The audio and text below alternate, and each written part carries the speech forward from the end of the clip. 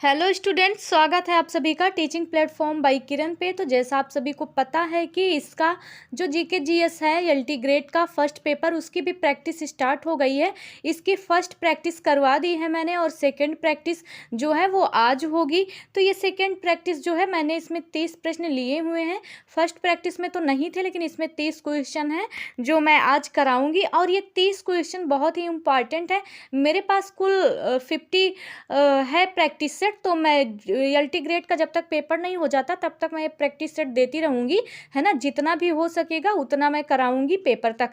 तो इसको बहुत ही ज़्यादा मोस्ट इंपॉर्टेंट क्वेश्चन है और आप कापी पेन लेके बैठ जाइए और वीडियो रोक रोक के खुद आंसर दीजिए और खुद निशान लगाइए। उसके बाद फिर आप बाद में आंसर मैच कीजिए कि आपने, फिर उसके बाद जांचिए 30 में से मैंने कितने सही किए हैं। ठीक है, तो चलिए स्टूडेंट स्टार्ट करते हैं हम लोग। आज का हमारा पहला प्रश्न जो है, कौन सा सिंधु घाटी सभ्यता स्थल एक बंदरगाह था। ऑप्शन ए है मोहनजोदड़ो, बी है चिरांद, सी है लोथल और डी है रंगपुर। तो राइट आंसर क्या हो जाएगा। और सारे इंपॉर्टेंट जो क्वेश्चन है, एक से बढ़ के एक क्वेश्चन है ना। टोटल 50 जो है प्रैक्टिस सेट है, उसमें जो भी मुझे सही लग रहा है मैं करवा रही हूँ। फिलहाल एक तरफ से अभी तो मैं करवा रही हूँ, नहीं तो जिसमें देखूंगी मोस्ट इंपॉर्टेंट क्वेश्चन है तो उसको कराना स्टार्ट करवा दूंगी। वैसे तो प्रैक्टिस सेट है ना, तो मोस्ट इंपॉर्टेंट क्वेश्चन हर एक में मिलेगा, लेकिन रहता है ना कहीं कहीं ऐसे क्वेश्चन रहते हैं किसी किसी प्रैक्टिस सेट में जो लगता है कि हाँ ये ज़्यादा मोस्ट इंपॉर्टेंट है, ये ज़्यादा।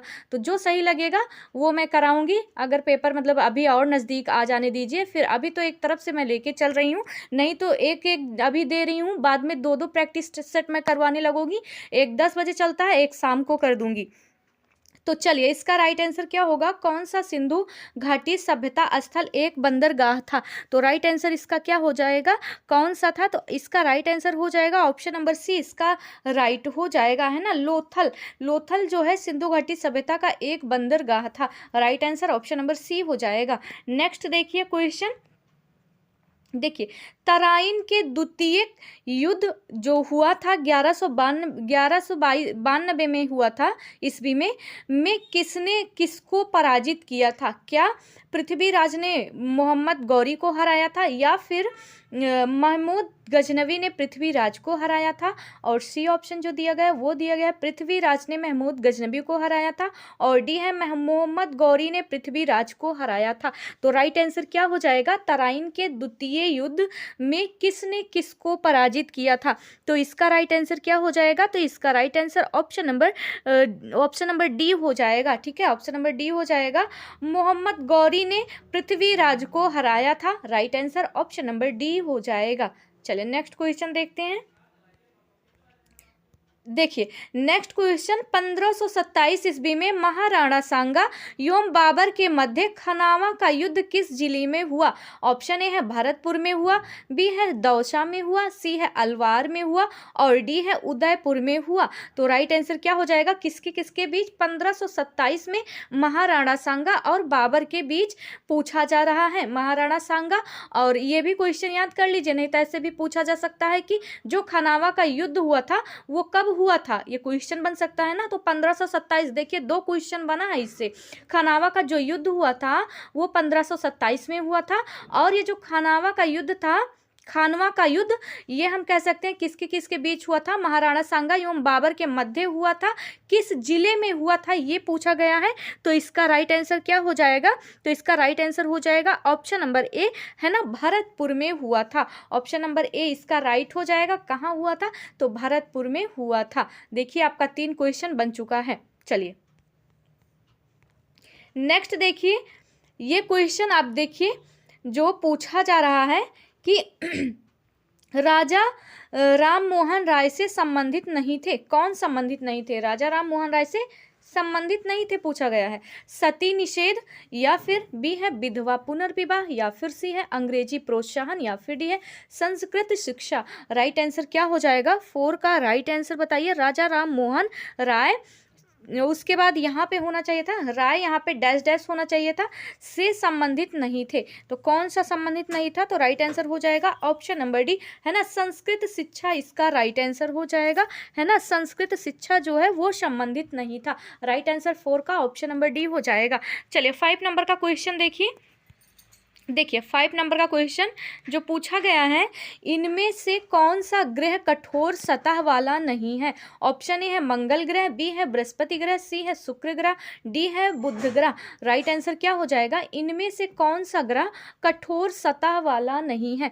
तो 5 का राइट आंसर बताइए आप लोग, कौन सा ग्रह कठोर सतह वाला नहीं है? तो राइट आंसर क्या हो जाएगा? ऑप्शन नंबर डी इसका राइट हो जाएगा, है ना। ये जो बुध ग्रह है ये कठोर सतह वाला ग्रह नहीं है। तो 5 का right answer option number D हो जाएगा। चलिए नेक्स्ट क्वेश्चन देखिए 6 नंबर का क्वेश्चन, वायुमंडल की सबसे निचली परत को कहते हैं, क्या कहते हैं? ऑप्शन ए है वायुमंडल कहते हैं, बी है क्षोभ मंडल कहते हैं, सी है आयन मंडल कहते हैं, डी है समताप मंडल कहते हैं। ये क्वेश्चन होम साइंस में भी पूछा जाता है, तो थोड़ा सा आप देखिएगा ये क्वेश्चन को। वायुमंडल की सबसे निचली परत को कहते हैं, वायुमंडल की सबसे निचली परत को क्या कहते हैं बताइए? इसका राइट आंसर क्या हो जाएगा? तो सबसे निचली परत को क्या कहते हैं? तो इसका राइट आंसर क्या होगा बताइए? वायुमंडल की सबसे निचली जो परत होती है वो क्या होता है? क्षोभ मंडल होता है। तो राइट आंसर इसका हो जाएगा ऑप्शन नंबर बी इसका राइट हो जाएगा। चलिए नेक्स्ट क्वेश्चन देखिए 7 नंबर का क्वेश्चन जो पूछा गया है, भारत में दूसरा सबसे बड़ा जलप्रपात है, तो भारत में दूसरा सबसे बड़ा जलप्रपात कौन सा है? ऑप्शन ए है केम्पटी है, बी है धुआंधार है, सी है जोंग है और डी है शिव समुद्रम है। तो कौन सा है बताइए इनमें से? तो बताइए भारत में दूसरा सबसे बड़ा जलप्रपात कौन सा है? इसका राइट आंसर क्या होगा? ऑप्शन नंबर सी इसका राइट हो जाएगा। भारत में दूसरा सबसे बड़ा जो जलप्रपात है वो कौन सा है? जोंग है। Right answer option number C हो जाएगा। चलिए 8 नंबर का क्वेश्चन देखिए, भारत का संविधान कब लागू हुआ?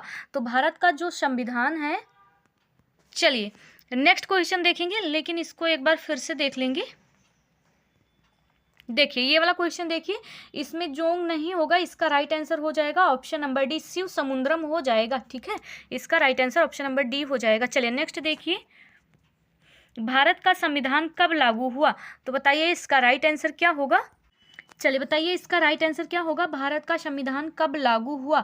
तो भारत का संविधान कब लागू हुआ था? तो इसका right answer option number B हो जाएगा, 26 जनवरी 1950 को लागू हुआ था। Right answer option number B हो जाएगा।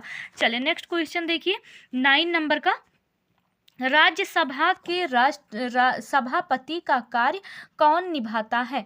क्वेश्चन क्या है? राज्यसभा के सभापति का कार्य कौन निभाता है? ए है भारत के राष्ट्रपति, बी है भारत के मुख्य न्यायाधीश, सी है विपक्ष के नेता और डी है भारत के उपराष्ट्रपति। तो राइट आंसर क्या हो जाएगा 9 का? बताइए 9 का क्या होगा? तो इसका 9 का राइट आंसर हो जाएगा भारत के उपराष्ट्रपति। Right answer option number D हो जाएगा। चलिए नेक्स्ट क्वेश्चन देखिए 10 नंबर का, केंद्रीय बैंक द्वारा ऋण धारकों की खरीद और बिक्री को क्या कहा जाता है? ऑप्शन ए है खुला बाजार कार्यवाही कहा जाता है, बी है निवल नकदी अनुपात कहा जाता है, सी है परिवर्ती रिजर्व अनुपात कहा जाता है, डी है बैंक दर कहा जाता है।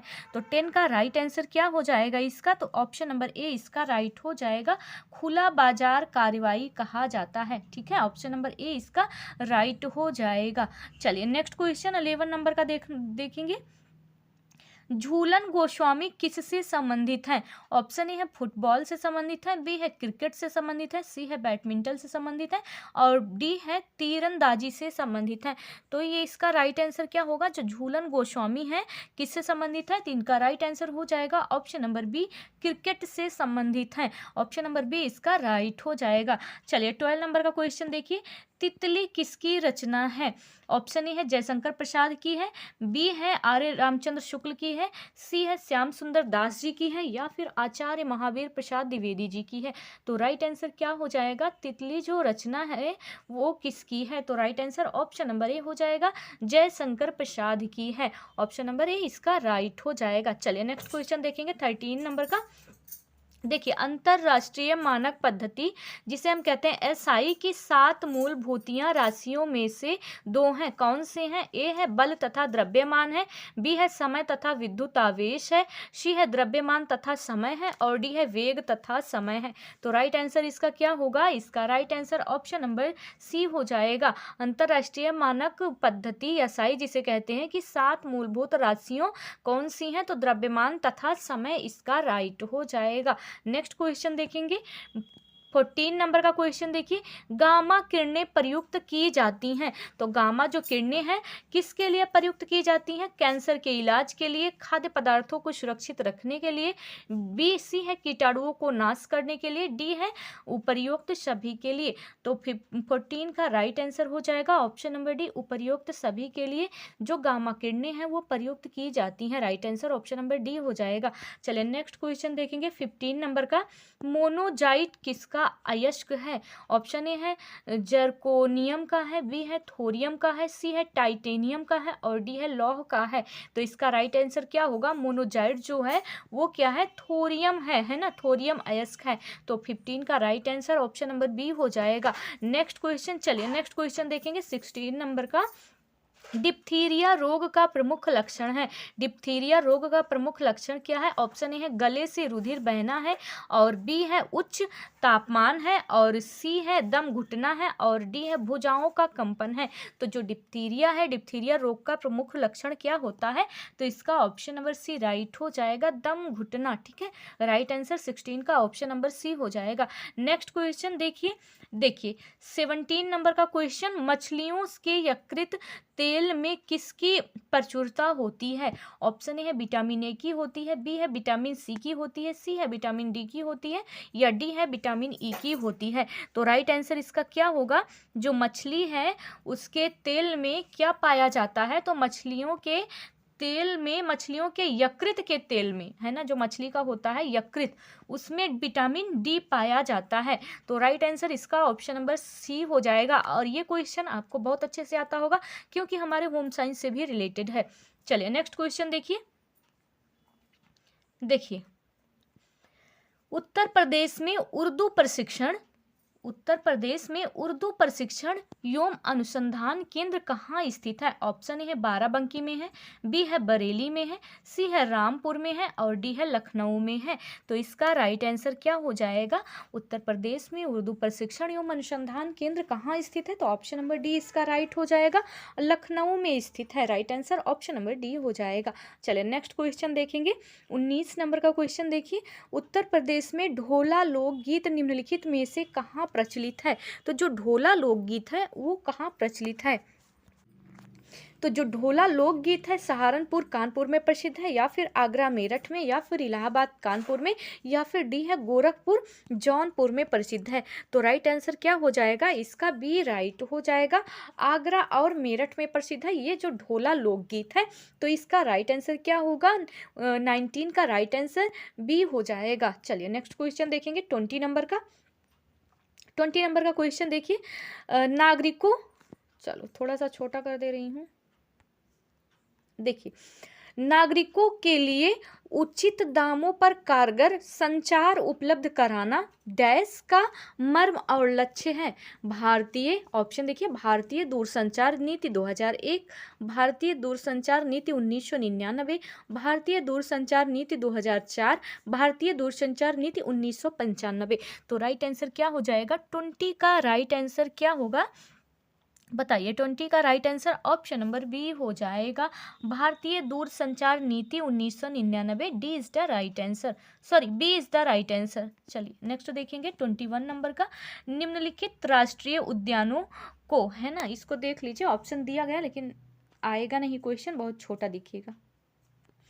निम्नलिखित राष्ट्रीय उद्यानों को उनकी स्थापना के बढ़ते वर्षों के क्रम में व्यवस्थित कीजिए। ऑप्शन ए है गोविंद राष्ट्रीय उद्यान, है ना, ऑप्शन ए क्या है? गोविंद राष्ट्रीय उद्यान है, जिम कॉर्बेट राष्ट्रीय उद्यान है और गंगोत्री राष्ट्रीय उद्यान है, राजाजी राष्ट्रीय उद्यान है। तो इसका राइट आंसर क्या हो जाएगा?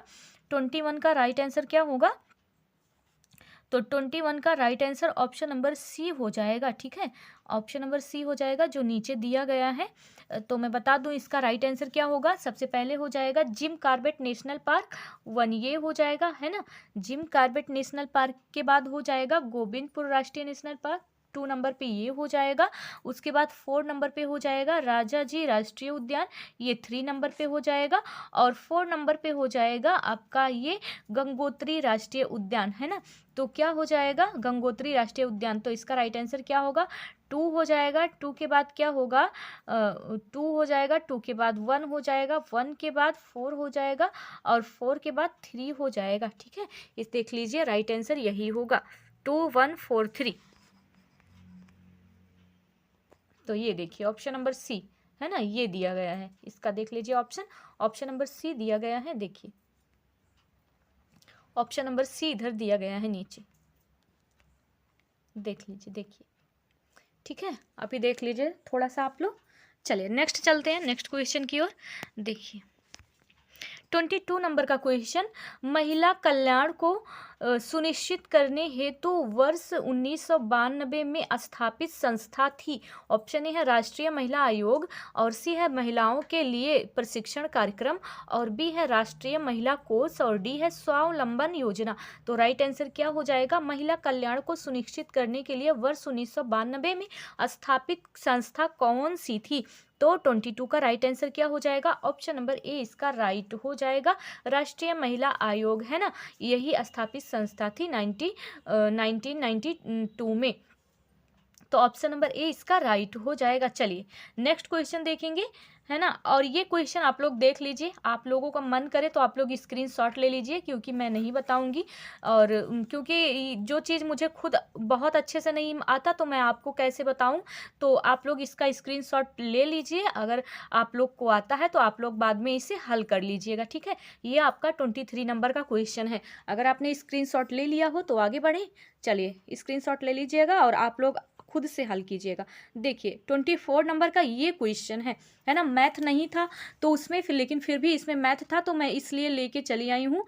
और क्योंकि मैथ भी आता है ना, तो जिन बच्चों को आता होगा, जो बच्चे देखेंगे उनको नहीं मिलता मैथ। और फर्स्ट वाले प्रैक्टिस सेट में मैंने मैथ को काट दिया है, लेकिन इस वाले प्रैक्टिस सेट में रखा हुआ है और आगे भी रखेंगे मैथ। तो जिन बच्चों को आता है वो अपना स्क्रीनशॉट ले लेंगे और बाद में हल कर लेंगे। चलिए 25 नंबर का क्वेश्चन आ गया है।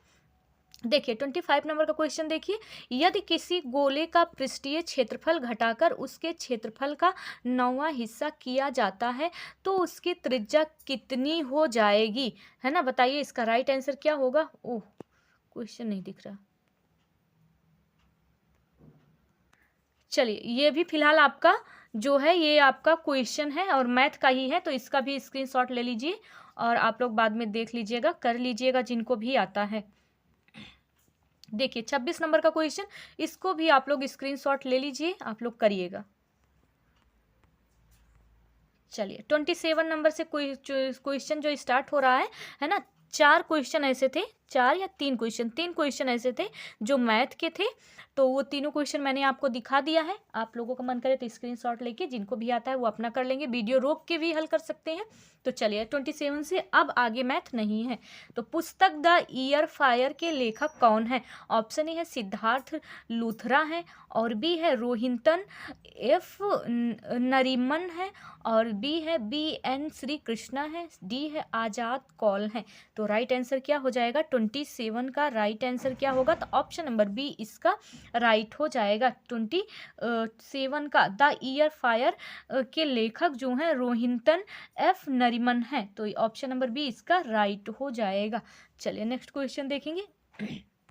28 नंबर का, विश्व की सर्वाधिक लंबी रेल सुरंग गोर्टहार्ड बेस टनल किस देश में है। ऑप्शन ए है इटली में है, बी है स्विट्जरलैंड में है, सी है जापान में है, डी है ऑस्ट्रेलिया में है। तो 28 का राइट आंसर क्या हो जाएगा, तो 28 का ऑप्शन नंबर बी इसका राइट हो जाएगा, यानी कि स्विट्जरलैंड इसका राइट आंसर हो जाएगा। नेक्स्ट क्वेश्चन हम लोग देखेंगे 29 नंबर का। देखिए मेजर ध्यानचंद किस राज्य से थे। मेजर ध्यानचंद आप लोग जानते हैं ना। 29 का राइट आंसर क्या हो जाएगा, बताइए इसका। मेजर ध्यानचंद जो थे किस राज्य के थे। ऑप्शन ए है राजस्थान के थे, बी है बिहार के थे, सी है उत्तर प्रदेश के थे, और डी है महाराष्ट्र के थे। तो राइट आंसर क्या हो जाएगा, मेजर ध्यानचंद जो थे वो कहाँ के थे, तो ऑप्शन नंबर सी इसका राइट हो जाएगा, वो उत्तर प्रदेश के थे। Right answer option number C हो जाएगा। चलिए नेक्स्ट क्वेश्चन देखेंगे। देखिए, बुद्ध इंटरनेशनल सर्किट कहाँ पर है? बुद्ध इंटरनेशनल सर्किट कहाँ पर है? ऑप्शन ए है लखनऊ में है, बी है नोएडा में है और सी है गोरखपुर में है और डी है वाराणसी में है। तो राइट आंसर क्या हो जाएगा? 30 का राइट आंसर क्या होगा? तो इसका बी राइट हो जाएगा, नोएडा में है। जो बुद्ध इंटरनेशनल सर्किट है वो कहाँ पे है? तो नोएडा में स्थित है। Right answer option number B हो जाएगा। तो चलिए स्टूडेंट, आज का हमारा जो ये 30 प्रश्न की सीरीज थी यहीं पे समाप्त हो रही है। तो ये 30 प्रश्न आपको कैसे लगे कमेंट में कमेंट करके ज़रूर बताइएगा। आप लोग वीडियो देखते हैं लेकिन कमेंट नहीं करते हैं, है ना? मुझे आप लोगों से शिकायत है क्योंकि आप लोग कमेंट नहीं करते हैं। तो एक कमेंट तो ज़रूर कर दीजिएगा। वीडियो अच्छे लगे तो लाइक शेयर भी कर दीजिएगा और चैनल को सब्सक्राइब कर लीजिए ताकि डेली आपको ऐसी ही वीडियो मिलती रहे। तो चलिए स्टूडेंट, मिलते हैं हम लोग नए वीडियो में नए टॉपिक के साथ।